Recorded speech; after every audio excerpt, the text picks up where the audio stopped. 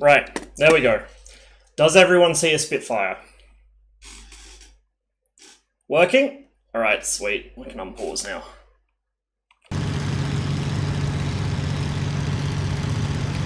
So, revs up to full, throttle through the gate, and we're into combat power.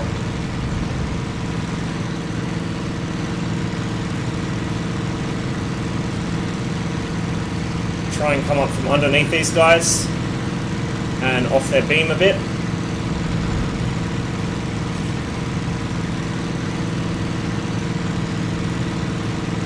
Watch out for our wingman there.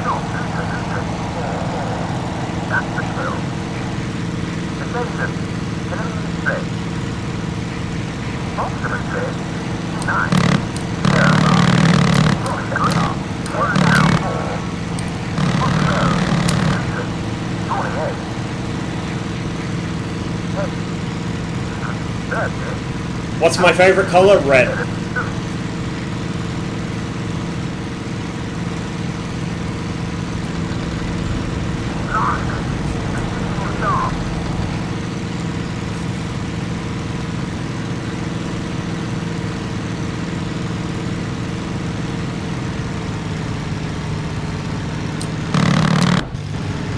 Oh, Jesus. Ow. I'm wounded.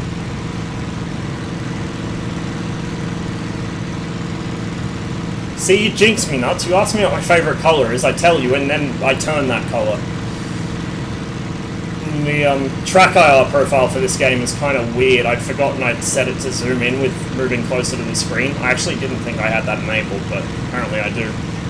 It's really discombobulating. The headbox for the sight is just weird.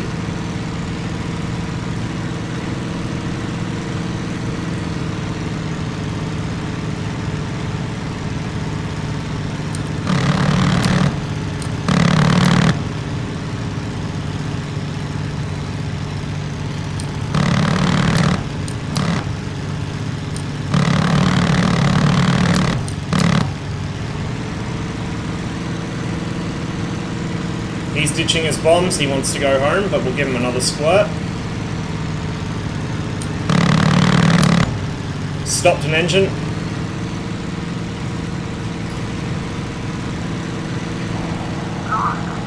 Okay, I better check my instruments just to make sure I didn't lose anything else, as well as a bunch of blood. Oil and fuel pressure looks okay. We're not losing fuel, at least not out of the bottom tank, which is where the gauge works from. I think we're good. So I may as well expend the last of my ammunition and then see if I can find somewhere to put down. You can really see why the Brits switched from 8 303 machine guns to 4 303s and 220mm cannons. While 8 303s is sufficient against something the size of BF 109 against a large twin-engine bomber, with usually at least some degree of armor plating and self-sealing fuel tanks, it's just not enough. It will take basically the entire ammunition complement of a Spitfire to down one of these. So you're very limited in how many you can really shoot down. Mostly though, it's not about shooting down the aircraft, it's about scaring them badly enough that the entire formation just drops its bombs and runs for home. Which was quite common amongst the Luftwaffe bombing pilots. Quite often, if they were intercepted at all during the later stages of the Battle of Britain, they just ditch their bombs and run for home even before a shot was fired at them. They didn't have a real great morale. Oh, hello. Hello! I was fucking flying right next to these guys, I didn't even notice. I'm going to come off the power a bit, just because I want to blow my engine. Spitfire is limited to 5 minutes at full combat power, which is 3000 RPM and whatever the boost setting is on the particular version of Merlin engine that you have, if I can get my tongue around words right now. So, 2650 is your usual cruising RPM. And man, this zooming in shit is really getting to me.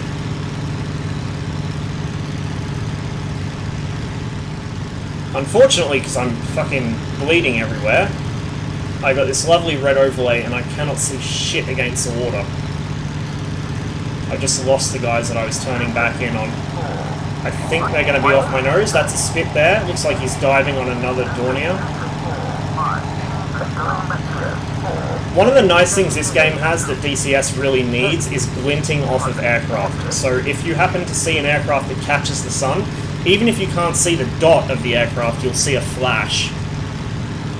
It's a much more realistic system, I think, and helps you spot aircraft much further out than you can in DCS, where often, I find in DCS, particularly with things like Tu-95s that are painted grey, as the LOD pops from the far out LOD, which is just a dark spot, to the near LOD, which is the actual aircraft model with the grey texture, it'll go from clearly visible to invisible instantly, just because of the way the aircraft renders.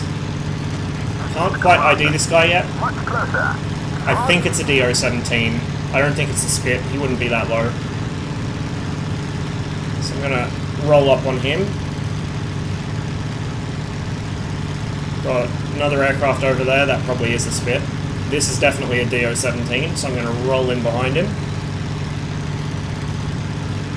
Temperatures are still good. It's a nice cool day, which also helps.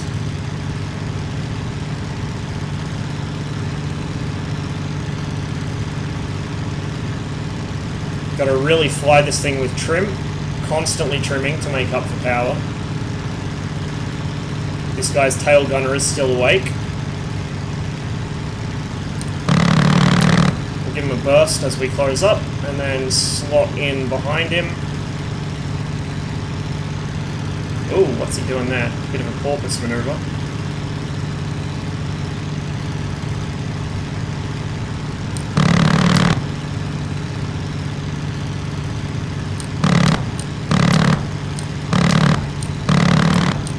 I usually like to get much closer than this, but it's a bit risky. Guns are empty. As you saw, the guns on the left ran out before the ones on the right, which was interesting.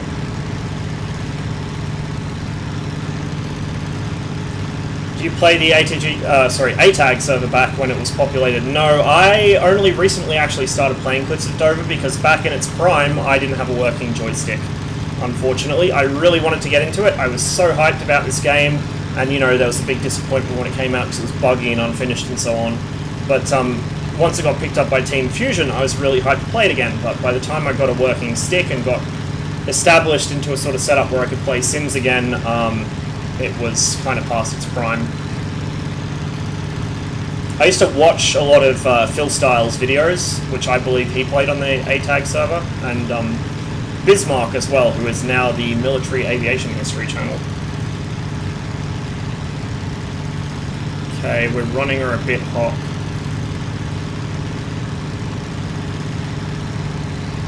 But still cool enough to get back.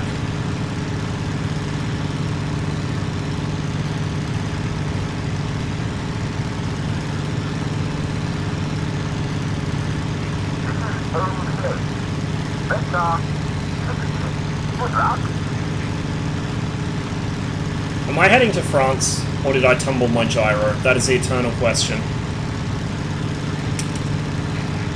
Commander, you must stop with me.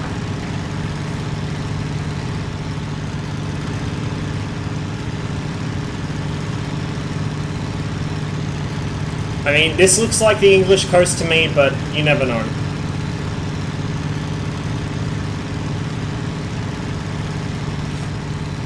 So one of the cool things about CloD, if I can just pause it here, do I have external views turned on? I guess I don't. Options, realism. I can't change it in flight. Yeah, I wanted to turn external views on so I could show you guys the damage model. The damage model in this game is really good. You actually physically see where things hit you. So if you see a big hole pop up in your right wing and you can see your guns exposed, those guns ain't working no more. It really helps you figure out what's wrong with the aircraft and what you can expect of it, as opposed to DCS, where even a module is as detailed and well made as the F-14. For instance, we had a couple of small shrapnel holes in our right wing, and we lost the nav computer. How?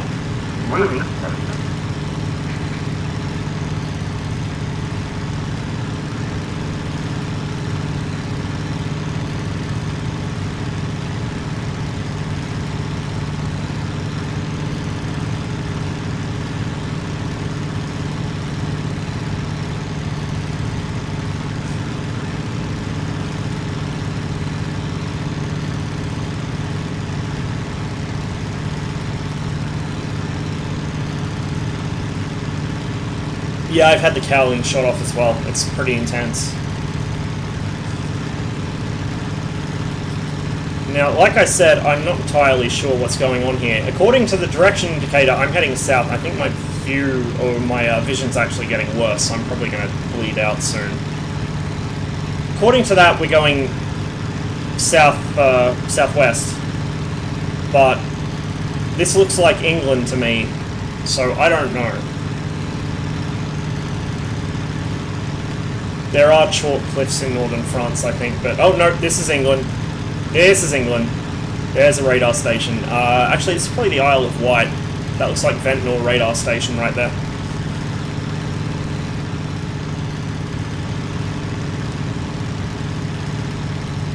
This is the commander. Send information.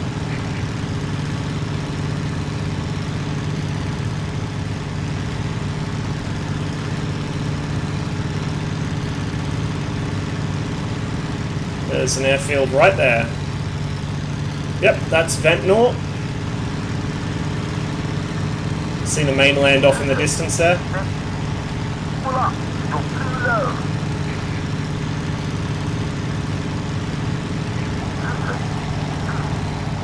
Heads up. Watch the clouds.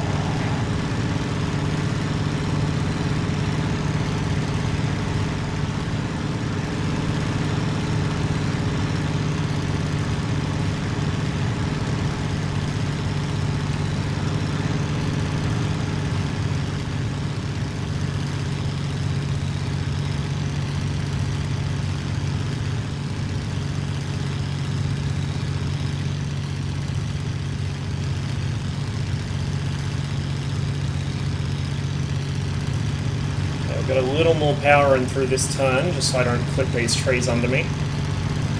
Get rid of the gun sight now, I don't need it.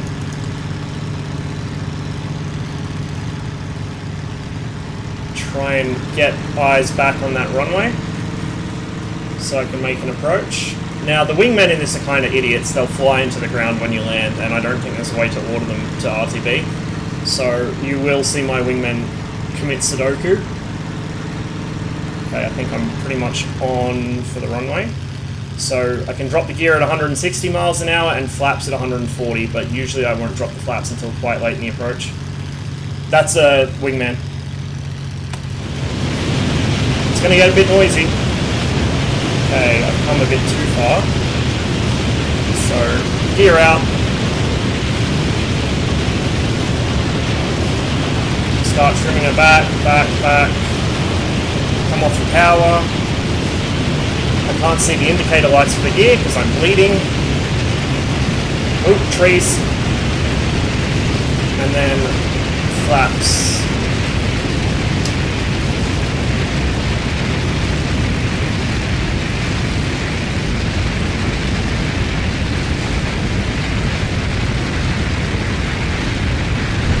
Came in a bit fast. Whoops-a-daisy.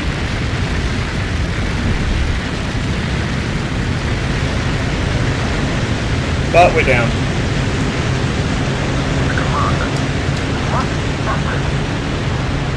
Like I said, these idiots will just fly themselves into the ground. They'll stall and go in.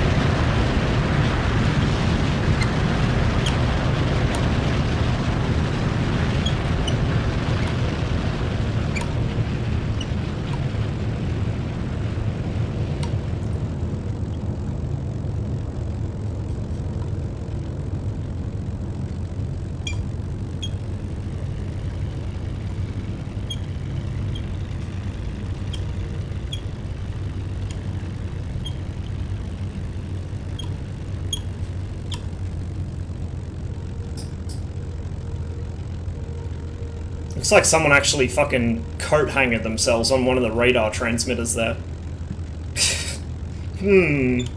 Smoke coming off the top of it. Yep, so the wheels came down okay.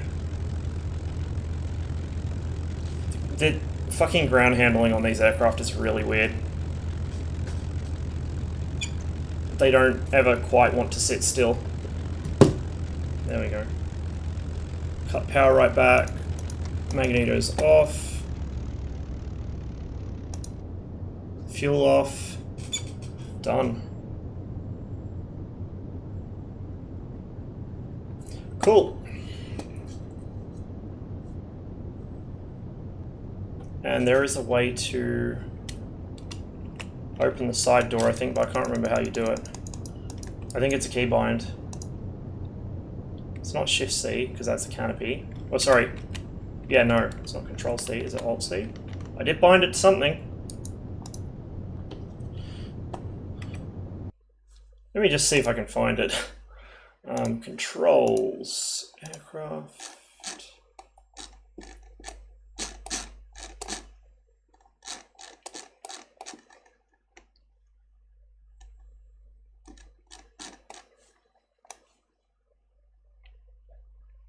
Like I said, it's been a while since I played this, so I've managed to forget most of the controls for it.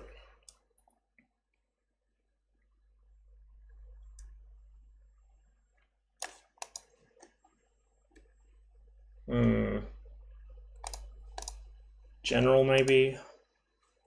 Control C is canopy, hatch, or door. Yeah, so I guess it's the same keybind, so it doesn't open. Maybe I was thinking of the DCS Spitfire or something, or the FSX one that I've got. So here's something. You want to see the prop move? I don't know if I've got enough hydraulic pressure still to do this. Yep, there we go. That is fully fine. That is fully coarse. Anyway, that was relatively successful. I'm sure my wingmen have all flown themselves into the dirt by now, so I can back out to the debrief.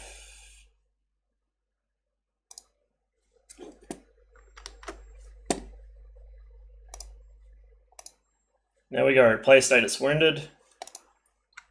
33% hits, I'll take it. Shot down 2 DO-17s and had a small share in a third. Plus 2 half shares in damaged DO-17s, and oh, we only lost 1 Spitfire. I guess the other 2 didn't kill themselves. Nice.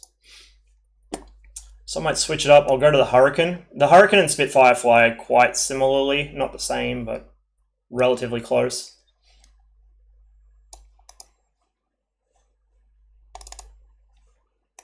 And we'll go against HE-111s this time.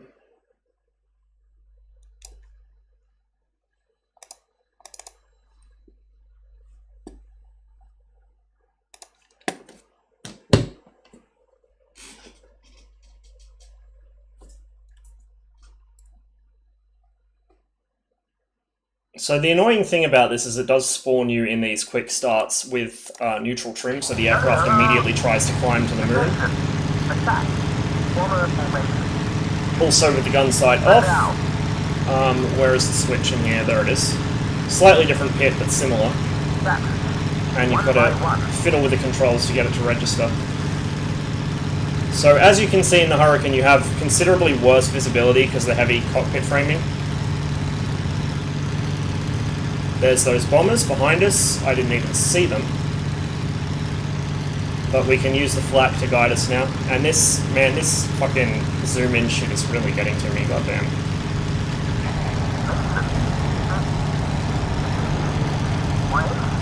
I think I'm going to have to change my track IR profile for this game later on. Up to combat power. Same limitations as a Spit, because we're running the same engine.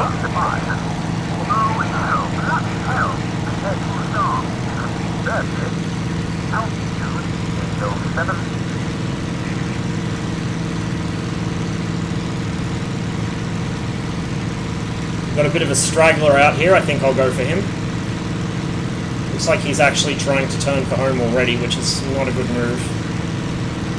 It's going to make him an easy target, separated out from the formation like that.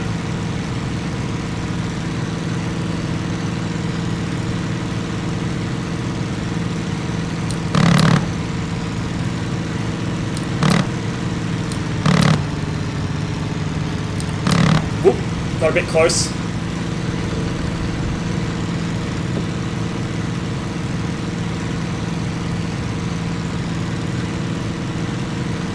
If I can just reacquire him visually.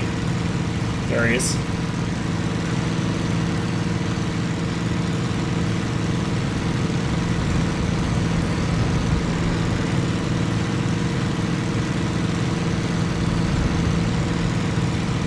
Need to make the track IR profile less sensitive in Z movement? Yeah, no, I know how to fix it.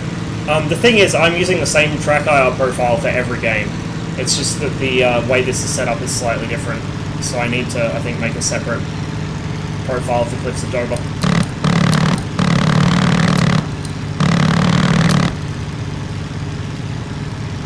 Right, I don't think he's going to make it home.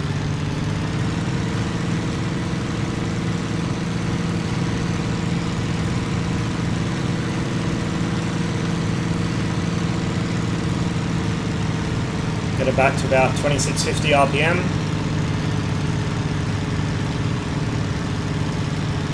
Totally tumbled my gyro, as you can probably see, and I've lost the fight in the clouds.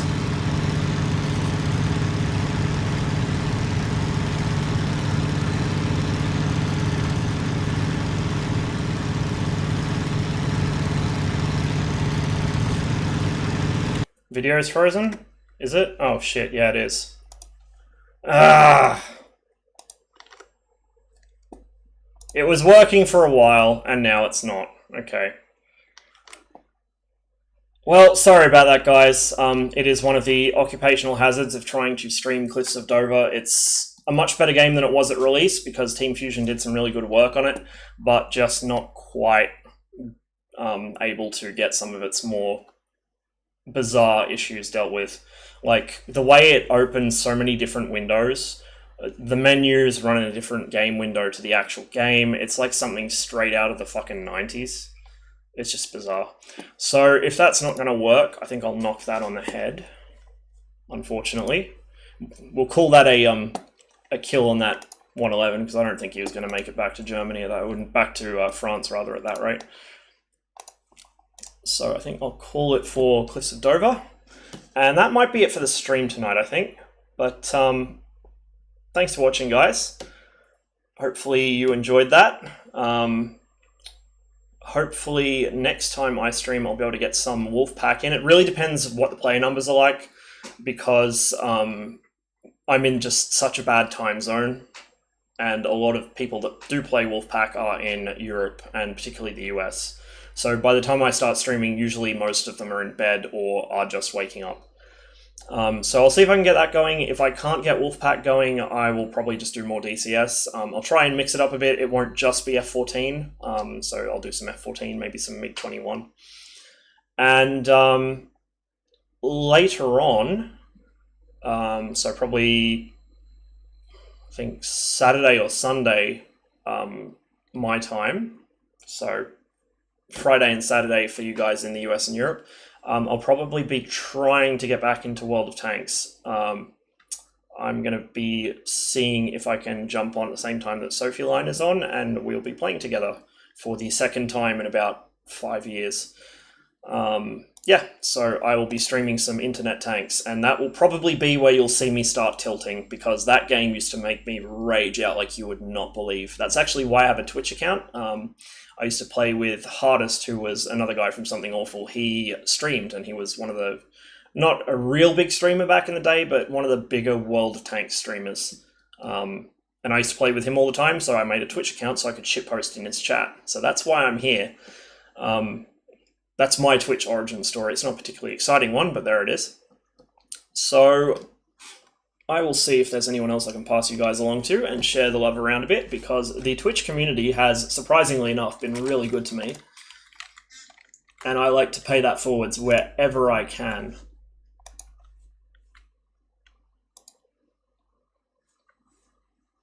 Okay, who have we got? We do have Shifty online. So if you guys want to watch some DCS, you can head over to Shifty, but I think I'm going to drop a host on Barks internally, who I used to play World of Tanks with occasionally. We didn't get along real great back in the day, but, you know, World of Tanks has a way of making you not get on with people. He's quite good at the game. He's better than I ever was. And, yeah, should prep you guys for what's coming over the weekend. Thanks again for watching, and I will see you next time.